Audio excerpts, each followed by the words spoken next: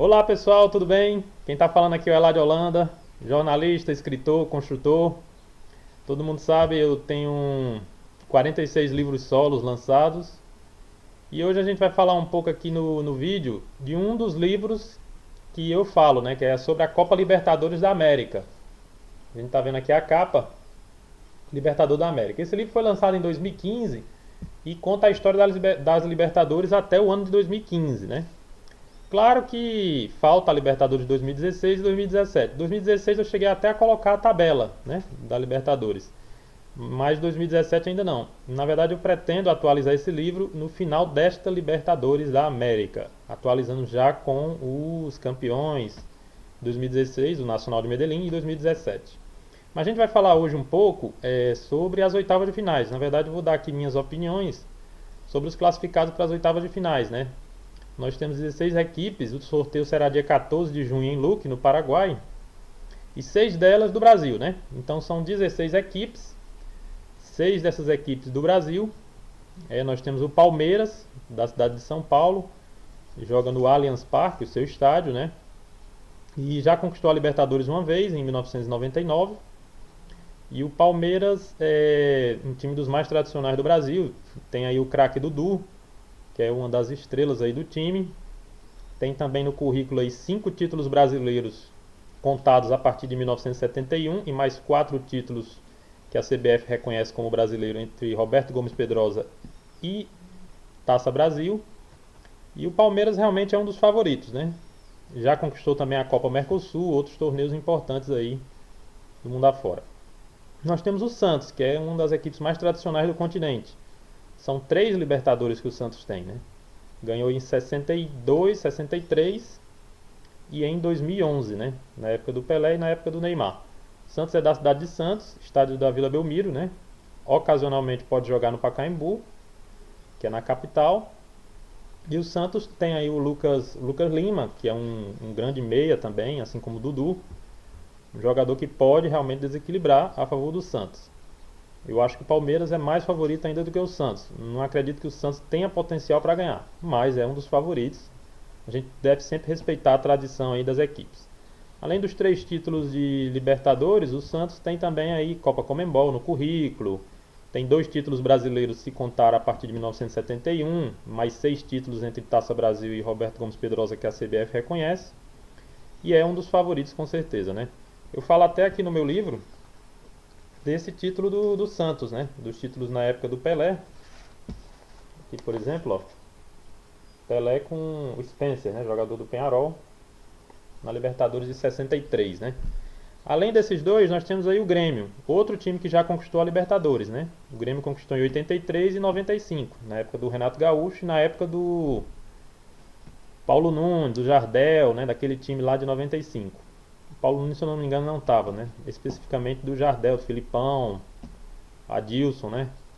O Grêmio é bicampeão da Libertadores, uma das equipes mais tradicionais, é da cidade de Porto Alegre, e joga no seu estádio na Arena do Grêmio.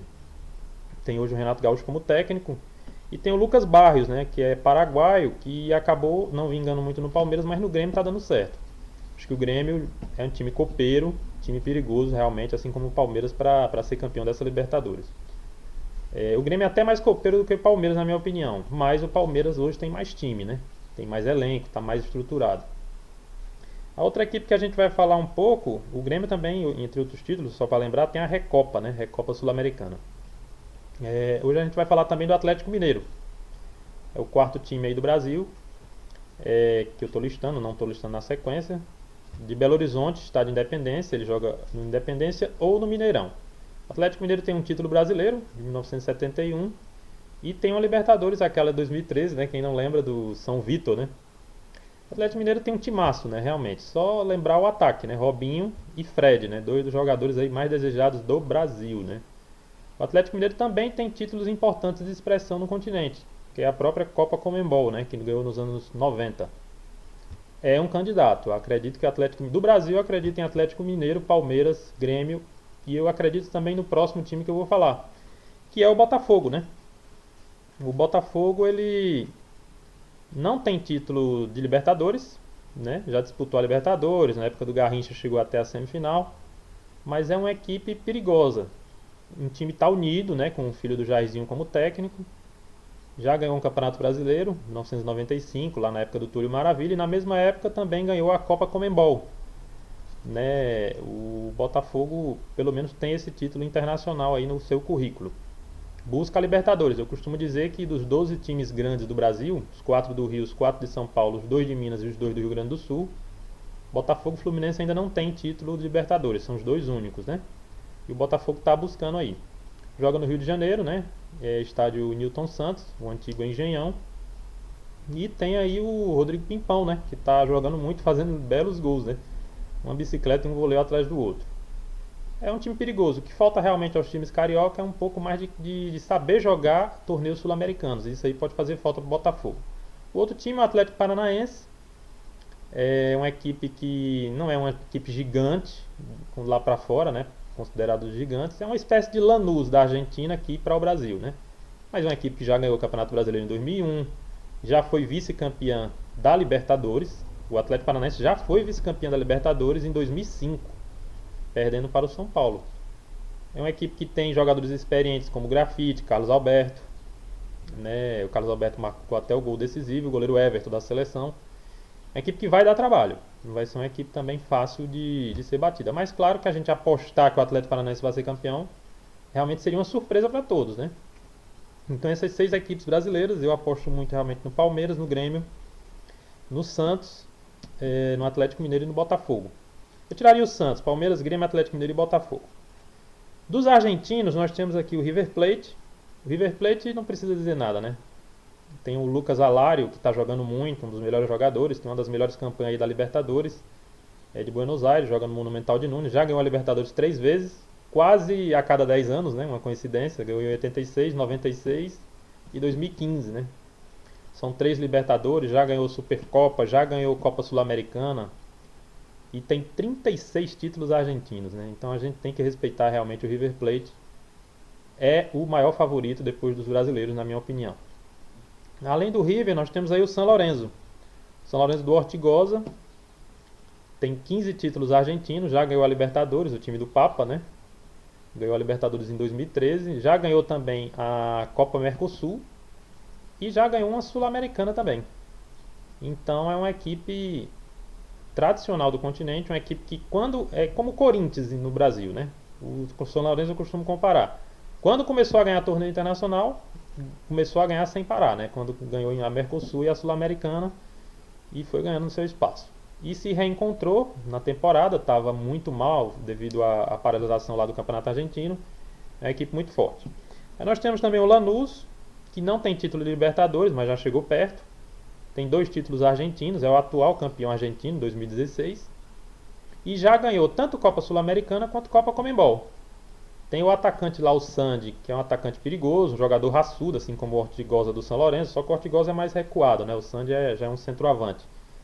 E eu acho que o Lanús é como o Atlético Paranaense, é um time que dá trabalho, entendeu? Não sei se para ser campeão, mas acredito que vai dar trabalho.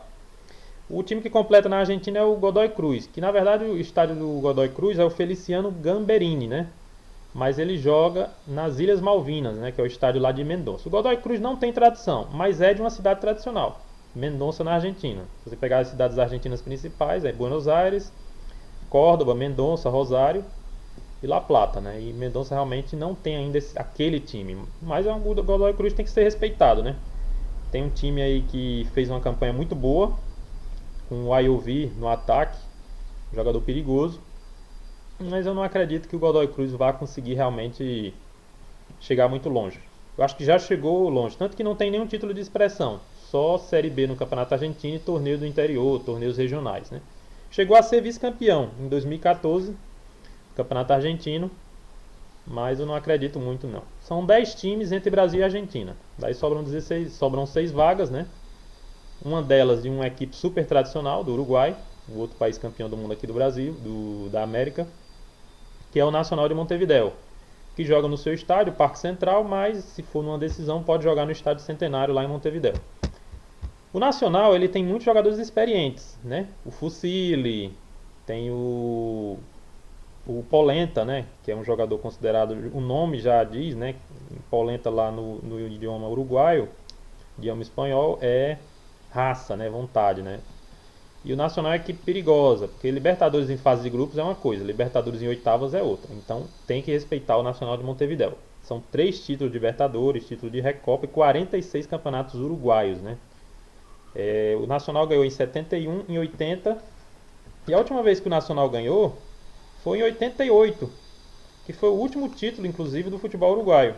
Quase que voltava a ganhar o futebol uruguaio com o Peñarol lá em 2011 contra o Santos. Está até aqui contado no meu livro o último título do Nacional.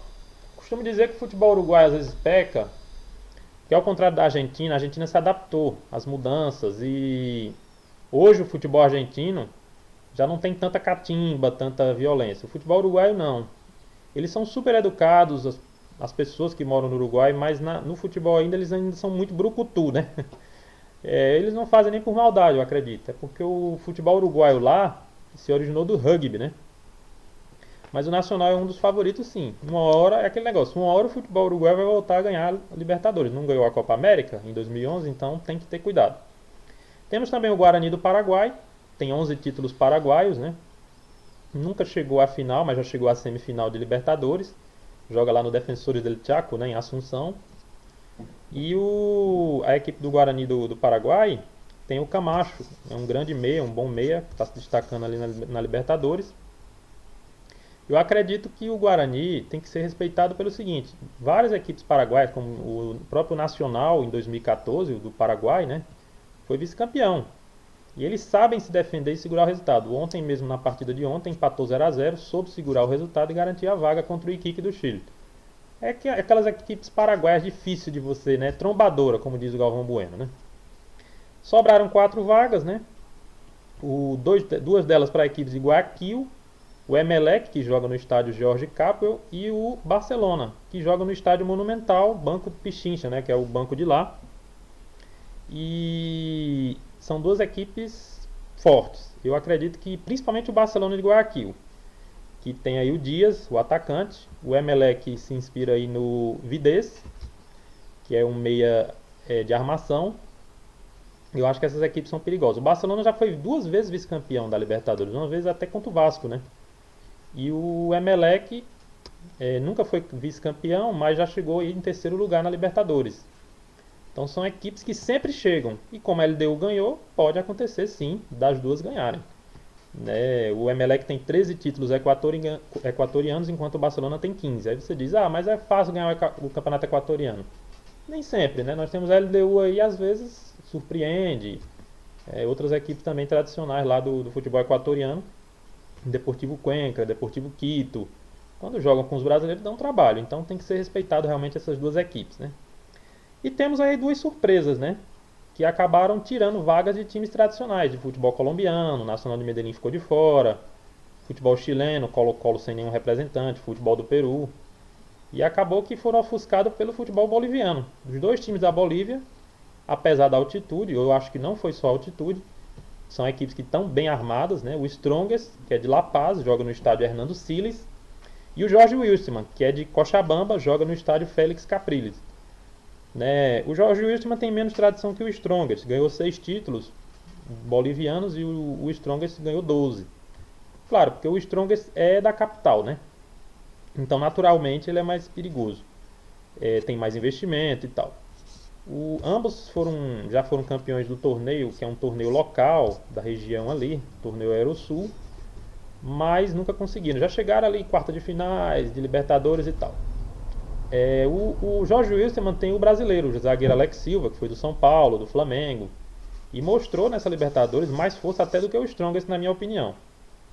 Tem também o Chumaceiro, né?